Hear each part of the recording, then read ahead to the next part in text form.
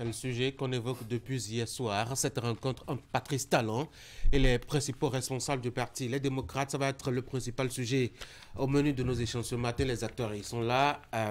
Eric, bonjour. Bonjour, William, Tanguy. bonjour. Franck, bonjour. Bonjour.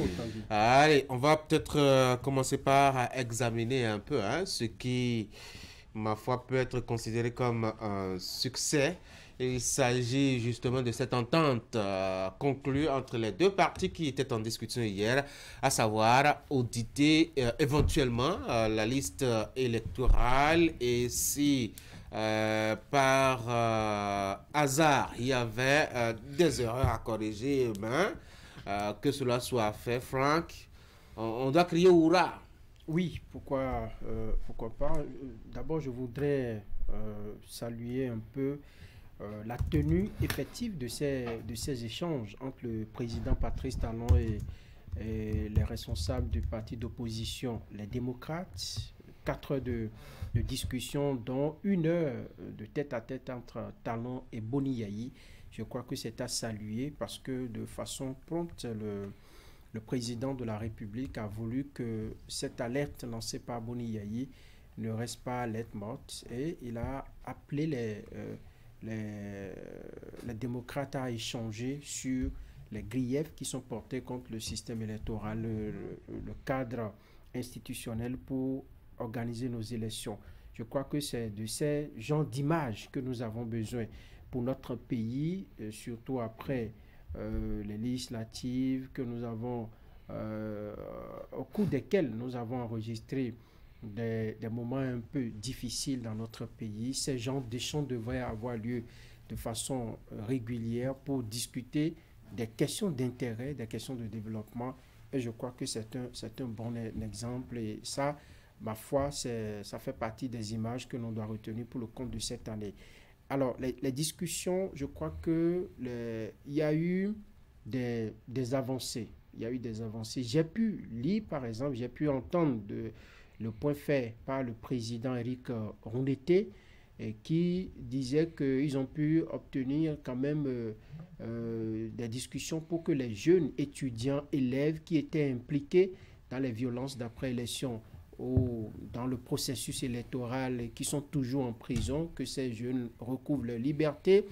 On va d'abord se focaliser surtout sur la liste électorale d'abord. Voilà, la liste électorale qui accepte qu'on audite le système électoral. Je pense que c'est une bonne chose, puisque finalement, si celui que vous incriminez, on dit qu'il n'y a pas que ce n'est pas bien fait, l'équipe n'est pas bien organisée, il n'y a pas l'entrée des opposants, ce qui est là ne peut pas nous permettre d'organiser de bonnes élections et qu'il accepte d'ouvrir les portes de ces entités-là pour que n'importe quel expert, puisqu'il l'a dit dans cette déclaration, vous pouvez amener n'importe quel expert pour venir auditer, je suis d'accord, mais pas de façon fantaisie. Je crois que c'est une très bonne chose. William, vous savez, quand on a beaucoup de facilité à décrier les actes qui dégringolent notre démocratie, il faut également avoir le courage de saluer le mérite qu'ont certains événements, ce mérite-là de rehausser l'image de notre démocratie. Elles étaient belles,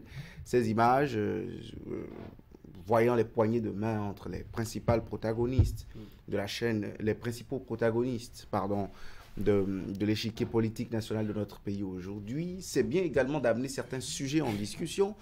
Liste électorale, récriminée par Boni Yayi et sa formation politique. Liste, je ne dis pas liste, situation des prisonniers et exilés politiques au Bénin. Pouvoir en parler, c'était ou des emprisonnés en général, des violences électorales, des différentes violences électorales de 2021.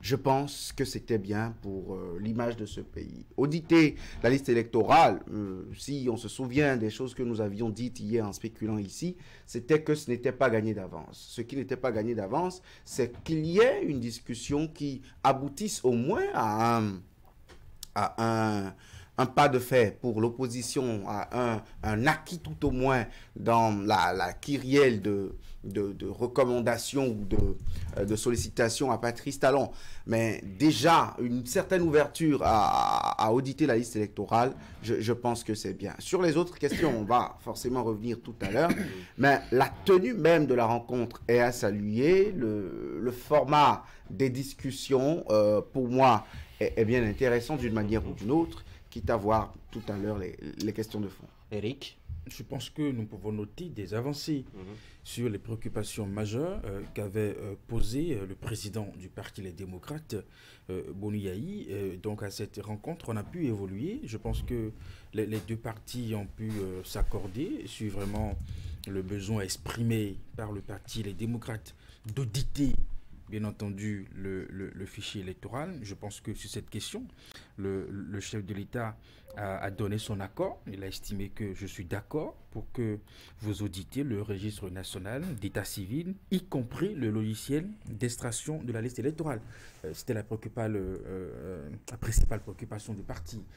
Maintenant que c'est accordé, je pense que il revient maintenant au parti de pouvoir identifier des compétences ou une personne qui peut véritablement faire ce travail et puis leur rendre compte de ce que le fichier peut véritablement nous permettre d'aller aux élections de 2026.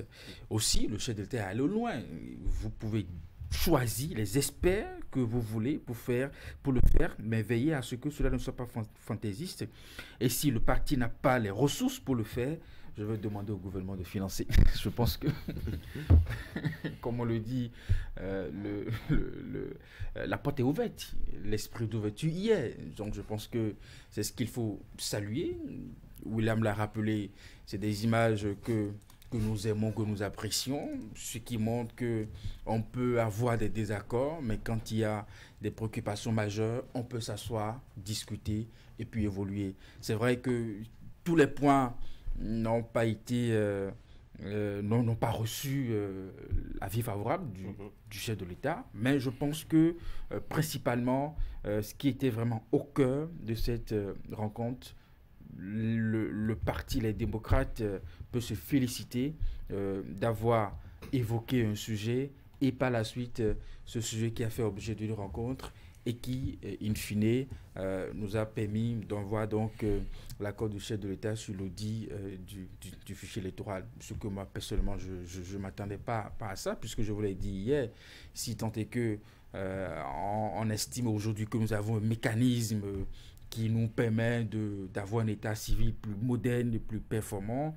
est-ce qu'il y a vraiment besoin encore d'aller vers un audit? Bon, je pense que pour mettre à l'aise tous les acteurs... Est-ce que c'est mauvais que de chercher à avoir... pour mettre à l'aise tous les acteurs, je pense que il fallait le faire. Est-ce que véritablement, ça enlève toutes les suspicions, ça enlève toutes les interrogations, ça enlève toutes les inquiétudes autour de cette liste-là et surtout les conditions dans lesquelles elle se fait? Est-ce que véritablement on peut se dire désormais tout est aplani, en tout cas en attendant que l'opposition revienne après audit pour nous dire nous avions raison, et bien voici quelques éléments que nous reprochions? Oui, l'histoire politique retiendra que contrairement peut-être à ce qu'on veut faire savoir, on ne cache pas on ne cache rien dans ce système qu'on a mis en place pour organiser l'élection dans notre pays, ou bien les élections dans notre pays, le fichier électoral et tout ce qui tourne autour.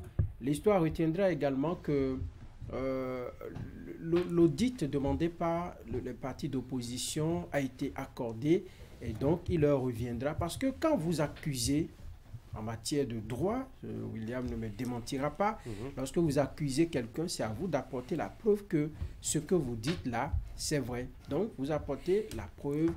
On leur demande d'aller voir ce qui est fait et ce qu'ils reprochent maintenant à la liste, peut-être qu'ils viendront nous l'exposer. Mais déjà, on peut se réjouir du fait que la liste sera auditée comme, le fichier électoral sera audité comme le veulent les démocrates. Et donc, on attend les résultats. Et c'est la suite même à donner à ces travaux d'audit et tout ça qui nous permettra de savoir si les acteurs politiques véritablement veulent qu'on puisse aplanir les divergences autour de cette question. Qu'est-ce que ça va changer à l'atmosphère politique, à l'ambiance politique, Eric? Non, mais déjà que la température est descendue. Ah ouais? Puisque oui, nous J'avoue que étions... j'avais pas mon thermomètre hier. La température est descendue. Vous savez, à de pareilles rencontres, on est un peu braqué. On se demande est-ce que Patrice Talon, qu'on connaît un peu ferme et peu tout ça, mais tout s'est bien passé hier. Et puis à l'arrivée, on a pu obtenir un certain nombre d'accords de principe du chef de l'État. Maintenant qu'on permet aux partis d'aller chercher des compétences pour venir auditer, j'espère qu'eux aussi n'iront pas nous chercher un Rwandais. Encore que c'est eux qui ont posé la question de savoir est-ce qu'au Bénin, on ne pouvait vraiment pas trouver une compétence pour s'occuper de ça. Donc, voilà encore une occasion qu'on offre aux partis les démocrates de trouver un expert local. vraiment dans ce Justement, pays. Non, mais Attention, pour auditer. attention, On n'a pas auditer, c'est on pas n'a administrer. On n'a pas entendu justement des propos au sujet donc de la nationalité de celui qui pilote, je dois dire, le fichier électoral hier. Alors que ça a fait beaucoup de bruit lors des questions posées au gouvernement. Curieusement, l'opposition n'a rien dit hier à ce propos, William. Non, mais la nationalité ne pose-t-elle plus problème aujourd'hui? Il y a un débat qui est fait, celui des questions orales, la réponse du gouvernement. Et jusqu'aujourd'hui, le gouvernement ne nous a pas publié ou n'a pas rendu public le processus selon lequel il y a eu appel à candidature. Donc, on présume, moi, je pense que c'est peut-être de ce ordre que les démocrates rangent ce sujet. On présume que c'était un choix politique, que le gouvernement n'assume pas complètement avec une fuite en avant, avec cet argument d'appel à candidature, ou même s'il y avait appel à candidature, les conditions n'étaient pas forcément des plus ouvertes à tous les profils béninois dans la partie par rapport à la liste électorale à auditer. Auditer, c'est purement technique, c'est pas comme administrer une agence publique dont la fonction est d'assurer le fichier de l'état civil au plan national et ensuite d'en extraire la liste électorale. Revenons à une question de fond. Est-ce que parce que Patrice Talon a dit, vous pouvez amener vos experts aux frais de l'État béninois parce que vous êtes la principale force d'opposition de cet État béninois aujourd'hui, que est-ce parce qu'il a dit que dans l'effectivité, tous les moyens seront réunis? On va continuer la suspicion là où il y a... Ce n'est pas une suspicion, mais Oui. par contre, je fais partie de ceux qui ont assisté à cette rencontre entre Cyril Gouguedi et les partis politiques. Quand Eric Ounete lui disait, monsieur le gestionnaire mandataire de l'ANIP, nous avons envie de venir avec nos experts à l'ANIP pour auditer la liste électorale. Nous étions à la veille des législatives de 2023. Jusqu'à la fin, je ne sais pas si vous vous en avez été informé, mais moi non. Peut-être Patrice Talon est celui qui a nommé Cyril Gouguedi à l'époque. S'il n'avait pas donné son aval, il n'y aurait pas audité. Aujourd'hui, il est le dernier recours. Donc on doit lui faire totalement confiance. Non, que attention, désormais... les promesses politiques Oui. sont ce qu'elles sont. C'est vrai, là, nous sommes en présence de la déclaration d'un homme d'État, du premier des hommes d'État de notre pays. Mais attention, nous sommes sur un terrain politique. Et deuxièmement, nous parlons de question. Deuxièmement, nous parlons d'une question technique. Une chose est de mettre une plateforme à disposition pour qu'elle soit auditée. Une autre est de donner vraiment tous les moyens techniques aux experts qui viennent. Par contre, en bon béninois, en bon citoyen, nous prêtons une bonne fois à un processus aussi démocratique, aussi pacifique et bénéfique pour notre pays, de sorte à ce que cela aboutisse à de bons résultats. On va parler maintenant de la situation des exilés et des prisonniers politiques. C'est le statu quo et le ton a été catégorique et net. Pas d'affaire de grâce pour Réki Amadou, par exemple, William. Vous savez, dans ces catégories de détenus, il y en a qui vous diront qu'ils ne veulent pas de grâce présidentielle. Parce que la grâce implique qu'ils sont coupables de choses qu'on leur reproche et qui, pour eux, ne relèvent que de procès politiques. Mais l'un mis dans l'autre, quand on prend du recul et qu'on prend de la hauteur, quelqu'un a dit, un grand politiste béninois a dit, tout fait social dans le champ politique devient un fait politique. Qu'ils soient coupables ou non, qu'ils soient les instigateurs et les commanditaires réels de ces faits qui leur sont reprochés et sanctionnés de lourdes condamnations par l'État béninois, c'est-à-dire la justice béninoise, qu'ils le soient ou non, aujourd'hui, l'atmosphère politique et le contexte politique dans lequel ces choses se sont déroulées donnent raison totalement à ceux qui y voient une tâche politique ou non. Donc, penser à un dénouement politique est tout normal. Aujourd'hui, exclure totalement le dénouement politique de ces feuilletons judiciaires qui ont du moins crispé et ont coûté la vie à des Béninois, pour moi, c'est une fuite en avant. Peut-être que c'est un préalable, battre du revers de la main. La possibilité de la grâce présidentielle est un préalable pour en arriver à la solution totale, celle de l'amnistie qui disculpe totalement les personnes concernées. On va voir tout à l'heure quelles sont les chances de survie de cette loi-là avec cette nouvelle donne que Patrice Talon ne pense pas du tout à une grâce présidentielle, Franck. Alors, moi je pense que Patrice Talon est resté droit dans ses bottes parce que figurez-vous que déjà en 2021, il y avait déjà eu une rencontre entre Patrice Talon et Boni Yayi où cette question-là avait été déjà évoquée. Et cette fois-ci, il a dit, je ne voudrais pas. On peut le comprendre, c'est un légaliste et il ne veut pas s'immiscer dans le travail. La grâce présidentielle est légale aussi. Oui, je suis d'accord, mais il dit la justice a fait son travail et je ne voudrais pas. Ça, c'est de ses prérogatives. Ça fait partie des... disons, des prérogatives que la loi lui donne, mais il dit, je ne voudrais pas en faire recours. On ne peut pas lui en vouloir parce qu'il dit, les hommes politiques doivent payer au même titre que tous les autres citoyens de la République lorsqu'ils tombent sous le coup de la loi. Je crois que lorsque vous écoutez son discours, on peut tout lui reprocher, on peut dire... Est-ce que ça ne coince pas toujours l'atmosphère politique? J'ai l'impression que ça a dû certainement figer ses visiteurs. Ça ne coince pas à mon avis parce que il y a également d'autres personnes qui sont en prison pour lesquelles il est resté flexible, il est resté ouvert, mais de l'autre côté, il a montré son inflexibilité pour dire je ne voudrais pas, parce que c'est purement politique. Maintenant, au niveau du Parlement, je me demande si de l'autre côté, les démocrates sont pessimistes. Parce qu'il y a une loi d'amnistie qui On va en parler tout à l'heure. Eric, Franck l'a souligné tout à l'heure, Patrice Talon a été quand même flexible sur d'autres cas, notamment ceux des jeunes qui se sont retrouvés impliqués d'une manière ou d'une autre pendant les élections de 2019, 20, 21 dernières, pour des actes justement qu'on a connus. Il est resté plus ou moins flexible, mais sur des cas... aussi important comme Madougou, il reste tranché, c'est curieux, non? Peut-être parce que les mêmes dossiers ne se ressemblent pas. Vous avez parlé de jeunes étudiants qui se sont retrouvés dans des mouvements d'humeur et puis tout ça. Peut-être que là-dessus, bon, le chef de l'État s'est vu peut-être plus sensible qu'à ce dossier. Mais déjà, nous savons que si la position du gouvernement, un peu comme l'a rappelé le chef de l'État dans son entretien après les élections de 2021 sur RFI et France 24 et tout ça, la justice a fait son travail et puis le droit est dit absolument. Après, je me dis, est-ce qu'il n'y a pas un peu de stratégie dans ce que nous avons vu hier? Vous savez, quand vous allez à une négociation et que vous avez des points de revendication, on aborde les sujets en fonction de ce qui est priorité. Je pense qu'à cette rencontre, le chef de l'État a donné son accord sur les points les plus importants, semble-t-il, pour le parti, en commençant par le fichier électoral, leur présence au niveau du personnel politique de la Sénat, voyez-vous.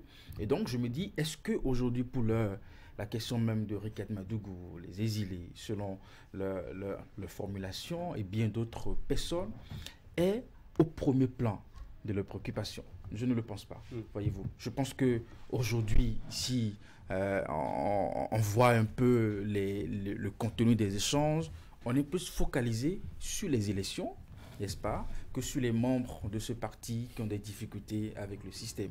Alors, quand on vous présente de ces points et qu'en tant que chef d'État, vous examinez, vous commencez toujours par satisfaire les points les plus... Enfin, qu'on vous présente comme étant les points les plus importants. Et je pense que c'est ce que peut-être le chef de l'État a fait.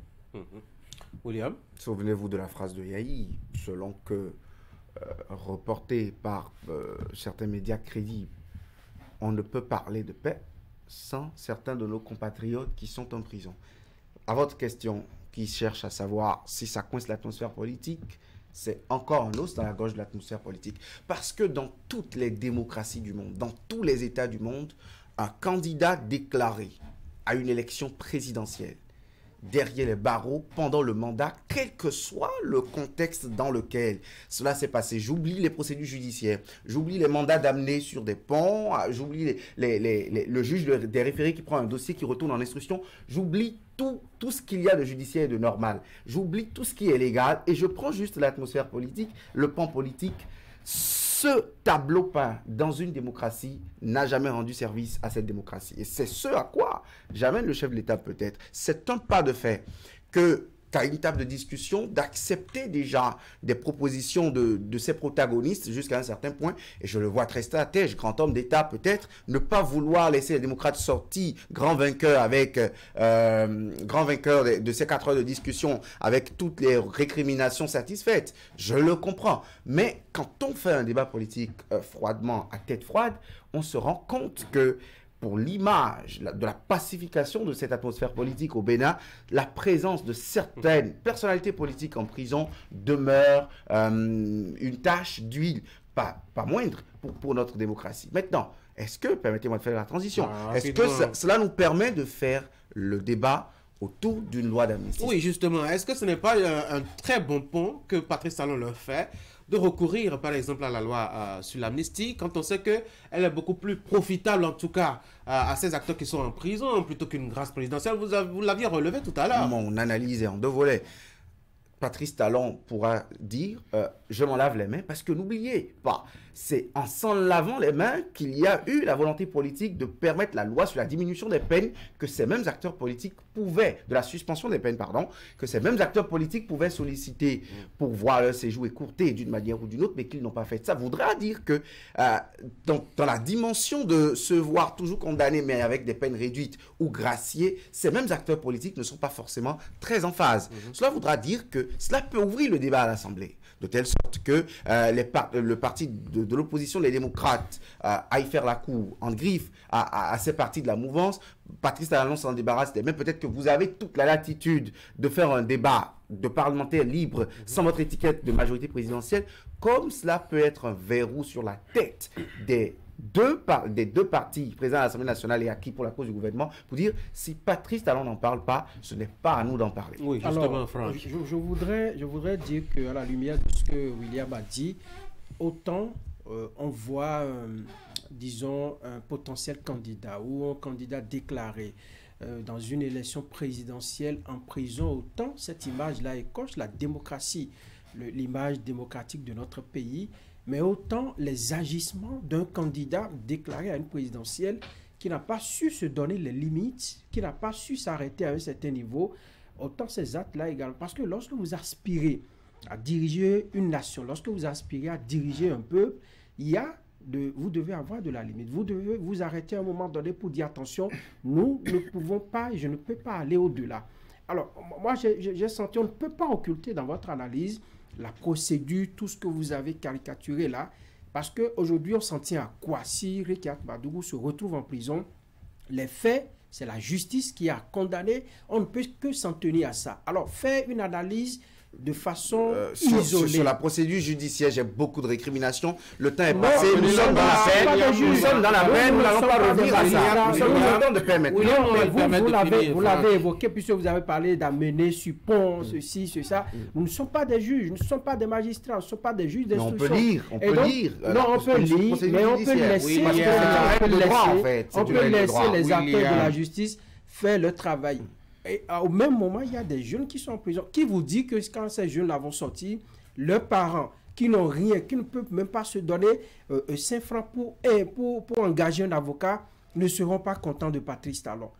Ben oui, tout le monde se focalise sur Rekiat Madougou parce que c'est une personnalité en vue, c'est un ancien ministre, c'est un candidat déclaré à une présidentielle. Mais les jeunes là, les parents sont à Malanville, sont à Parakou, ils font le tour chaque jour sans moyens. Ça va apporter également un grain de paix. Maintenant, on peut souhaiter que le père de famille qui a dit pour tel enfant, je vais rester rigoureux, pour telle autre, je vais rester flexible. On devient un père... qui fait exception de personne. Oui, justement. Non, mais vous connaissez le caractère... privilégié.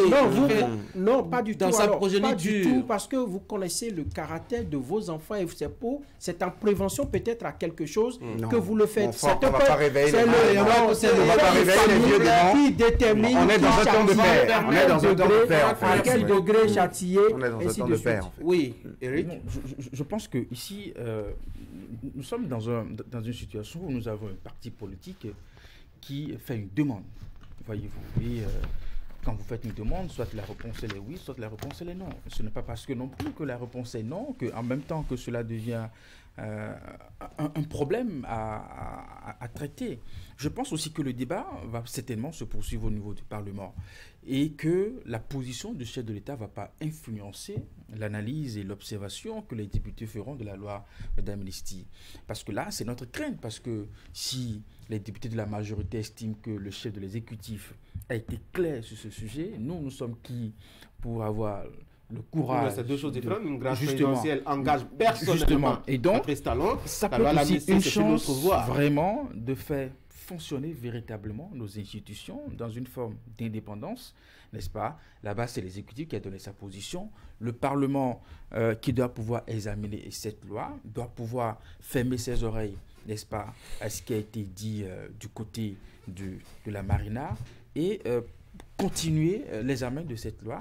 Si, tant est que du côté du Parlement, en tant que député représentant le peuple béninois, on trouve tout intérêt, n'est-ce pas, à aller vers un environnement politique plus apaisé, n'est-ce pas, avec Eric, ça, une loi. Justement, c'est ce que nous souhaitons.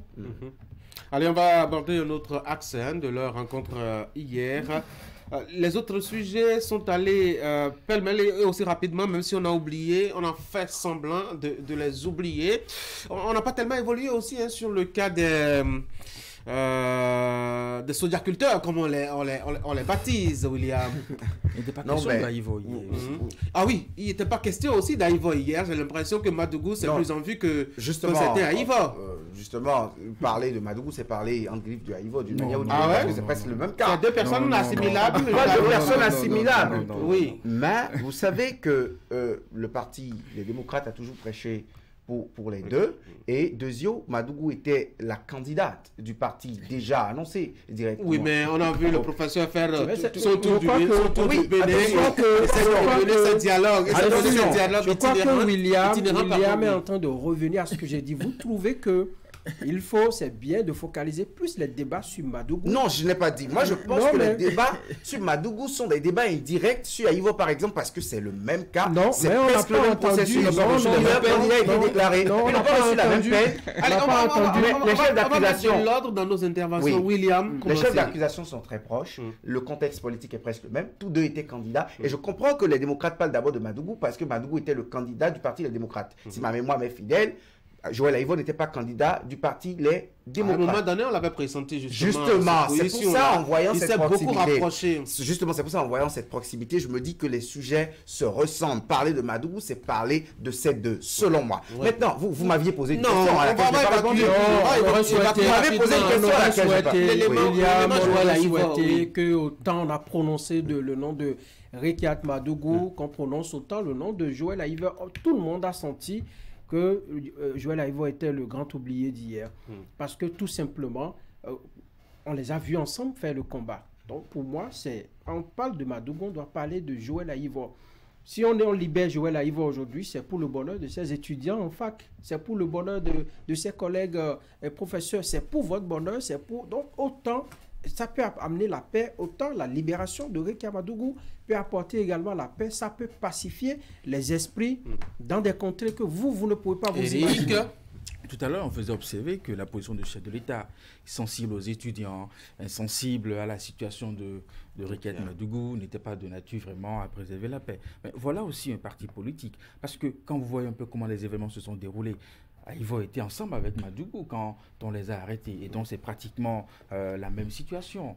Et Ivor militait justement aussi pour une alternance, ce qui arrangeait bien entendu l'opposition. Donc, on ne peut pas me dire qu'il y a une différence de ceci ou bien de cela. Non, on doit pouvoir évoquer, n'est-ce pas, le nom de Joël Ivor, si tant est que on veut, comme le disent les Non, mais pour moi, il n'y a pas le une parti pacification. d'opposition, Je vous en prie, comme, vous ne m'aidez pas du tout. comme les démocrates le disent, nous voulons la libération des prisonniers politiques. En général. Alors, Madougou à elle seule ne représente pas les Peut-être prisonniers que c'est la politiques. physionomie même. Donc, ça veut dire Peut-être. qu'il fallait... Et donc, moi, c'était une pour moi, représentativité, c'est en aussi fait. une injustice, n'est-ce pas, organisée au niveau Parce de que l'opposition. quand vous prenez la proposition de William, loi sur on a l'amnistie- évacué le sujet. On Quand va vous parler prenez maintenant votre- des sodaculteurs. Oui, Oui, oui. Vous aviez réclamé la parole. Oui, sur les sodaculteurs. Et c'est la question justement que vous m'avez faite. Et Eric et Franck m'ont arraché mon temps de parole. Non, il faut souvent laisser la police des débats. Non, vous savez, il y a que... ils ont estimé, c'est à cette même place, sur ce plateau, que Nouré Nouachali a estimé que c'était déjà une avancée. Sur les questions où on a déjà un début d'accord, je pense qu'on a économisé les temps et on a économisé les sujets à l'ordre du jour, peut-être en n'en parlant pas. Même si, sur la question des sojaculteurs, je crois que l'actualité à l'époque était tellement florissante que nous n'avions pas eu le temps, et notre temps de pause également sur Actu Matin, d'en parler. Il y a que, sur cette question, l'avancée est constatable, mais les acteurs décrivent toujours l'impossibilité pour eux de commercer avec d'autres acteurs en dehors du port autonome de Cotonou, qui est le seul canal d'exportation. Le chef de l'État a voulu que ce soit des canaux officiels d'exportation qui soient exploités. Justement, quand c'est par les frontières terrestres connues et non pas les autres pistes de trafic transfrontalier, je pense que c'est bien. Je pense que c'est bien. Ça peut être encadré par la douane, ça peut être encadré.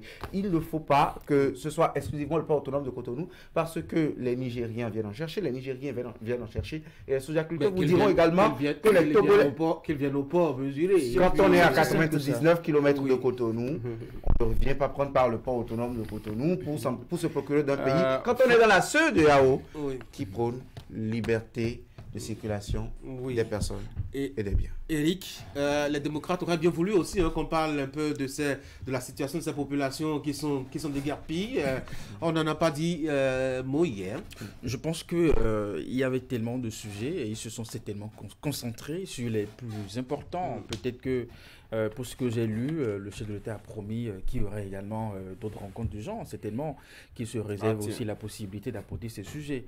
Je pense que du côté des sojaculteurs, les démocrates peut-être sont satisfaits des récentes décisions du gouvernement. Ils se sont dit, bon, c'est peut-être plus opportun d'aborder encore mais ils ont relevé sujet. quand même que... Ils auraient pu profiter de la rencontre peut-être et féliciter le chef de l'État sur cette décision. Par les frontières, aurait aidé les président de la République, un chef de l'État, c'est quelqu'un qui a un agenda assez chargé et qui doit s'occuper de beaucoup de dossiers. Suffisamment chargé pour ne pas avoir du temps pour la nation. Non, je parlais de ses concitoyens. J'ai jamais dit ça d'ailleurs.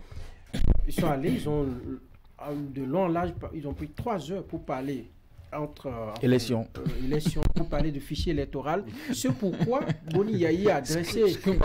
Non, mais les politiques, c'est ce que j'apprécie. William, j'ai la parole. C'est Eric qui a fait la transition et qui a permis de le suivre. J'ai la parole. Il veut se trouver un acolyte. Oui. Alors, je dis que 3 heures pour discuter et puis 1 heure de temps entre pour évacuer sojaculteurs, déguerpis, tout ça. Je pense que ce sont des questions qu'on peut reverser, dont les démocrates, sans Boni Yahi, peuvent discuter avec des ministres. Les mesures sont connues, ainsi de suite. Mais il y a un professeur qui est passé sur ce plateau qui nous a dit, lorsque on demande, par exemple, à un président de la République de revoir les mesures, ou bien à un gouvernement de revoir les mesures, mais il revient au gouvernement d'encadrer tout ce qui va se faire. On peut reprocher le fait qu'on dise que ce n'est pas le port autonome de Cotonou, mais on peut également reconnaître qu'il y a eu des mesures d'allègement qui aujourd'hui font oublier un peu les revers que les sojaculteurs ont connus lors de la dernière campagne. Donc, décider que ça passe par le port, c'est leur manière à eux de voir plus clair. Et vu que le secteur est en réforme, on ne peut pas leur donner le droit de pouvoir choisir les canaux par lesquels on va faire sortir le soja, ainsi de suite. Donc, c'est le gouvernement qui définit. Et quand c'est défini, on n'a pas le choix. On peut demander davantage que les mesures soient revues, que les mesures soient reportées ou tout ce que vous voulez, mais il revient au gouvernement de définir, puisque c'est lui qui est le garant disons, de la régulation des secteurs de produits dans notre pays. Mais je pense que les sojaculteurs peuvent comprendre un peu cette option d'aller par le port. Vous savez, quand le gouvernement finance les engrais pour permettre aux producteurs de produire et qu'à la fin, le produit sort du pays en quantité importante, qu'est-ce que nous gagnons? Qu'est-ce que le pays gagne? Je pense que c'est la question principale. Quel est ce pays qui n'a pas un minimum de les contrôle? taxes, que ce soit à De la quelle frontière, façon? Mais vous et moi savons comment ces produits sortent. Oui, ils sortent comment... On s'arrange justement pour que ça soit des sorties frauduleuses. Voyez-vous, parce que on essaye vraiment d'appâter les producteurs. Déjà, même on réserve, même à l'avance, même des superficies de production. Voyez-vous. Donc, je pense que le mécanisme, c'est d'aller vers une sortie qui arrange l'économie de notre pays, de sorte à contrôler aussi nos matières premières. Moi, j'en connais pas un pays qui existe et qui laisse ces matières premières sortir en désordre. Donc, comme vous ça. voulez dire que les frontières sont moins crédibles. Oui. Oui, ça, William, merci des beaucoup pour frontières poreuses. l'observation. Mesdames et messieurs, on va mettre un terme à ces discussions. Demain, on va se voir certainement. Gardez vos analyses. Merci de m'avoir maté. Merci de m'avoir maté. Oui. Merci Sauf de qu'on ne nous a pas vouloir condamnés à monopoliser 10 ans. tout le temps la parole. Moi, je vous condamne à une journée Voilà, de de silence. silence jusqu'à demain matin. Demain matin. On puisse en parler. Même si après, on peut discuter de l'amnistie ou de la grâce présidentielle. Ou quelle grâce je pourrais avoir Ministériel. exercer. Je suis pas encore Ici, ministre. sur Actu Matin, Oui. il faut Grâce, voir le directeur. Hein. D'accord. Bonne journée les gars. Mesdames et messieurs, on marque une petite pause, et je reviens par ici recevoir le colonel Marcelin Larro. Avec lui, on va discuter un peu de cette rencontre des douanes de l'UEMOA. La semaine écoulée à Cotonou. De quoi est-ce qu'ils ont discuté et qu'est-ce qu'ils ont retenu à leur rencontre? On va évoquer tout cela tout à l'heure.